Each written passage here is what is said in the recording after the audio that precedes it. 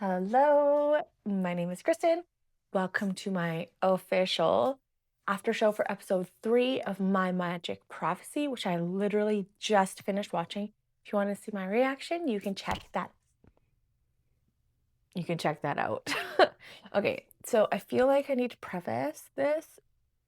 Like, if I look like blotchy and sniffly, it's because I was freaking crying again.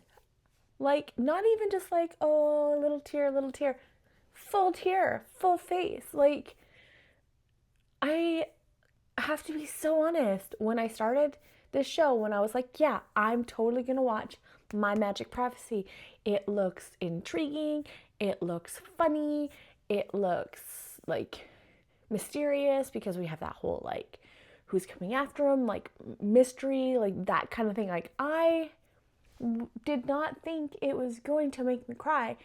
And okay, let me just scale back. Every show makes me cry. I know this.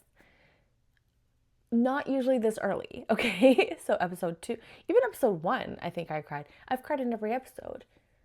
It's just, gosh, why does everybody always have to be dead in GMMTV? Like, why are the parents always dead? People can have parents. It's, but then I guess there wouldn't be like a whole plot.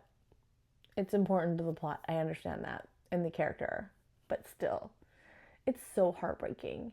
So nothing crazy has happened in this episode necessarily. Just a lot of like character development and character understanding and moving their relationship along.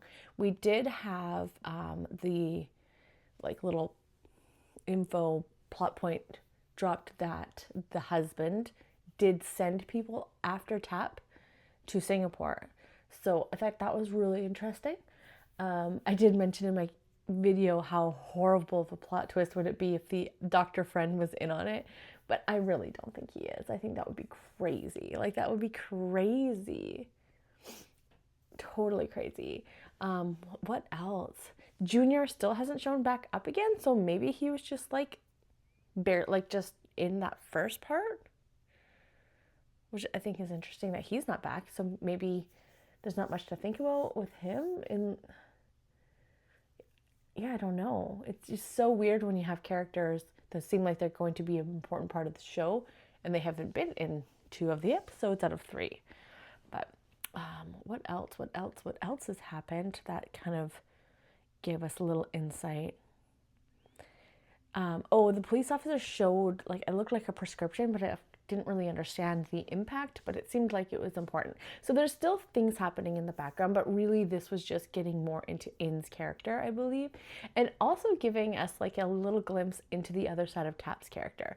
One of my favorite parts was when they went to the market and you see the flashback of Dao saying like, don't let my brother go to a market. He cannot handle himself. He's a shopaholic. He will just go crazy. Keep him away. And the look of joy on Tap's face as he's like at the vendors, that was so adorable. It was so funny. It was so cute. And I absolutely loved seeing that part of his character, because to this point we've seen super serious doctor, super serious skeptic being chased, like not carefree at all, not like happy, but he was just so happy and it was so cute. And you're seeing little bits of that as he's at this house within. But also on the flip side, like, they're bickering and they're at each other, but you come to really understand the why is how hard it is for In to be back at the house that he lived in with his parents now that his parents are gone. And how C has been playing in this situation and his reactions and just the undealt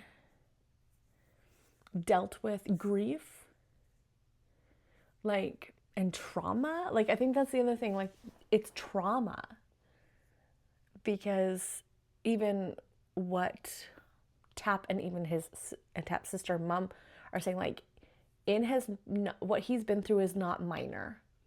It is not a minor thing. And then how he even asked, like, have you talked to anybody? Have you talked to a doctor?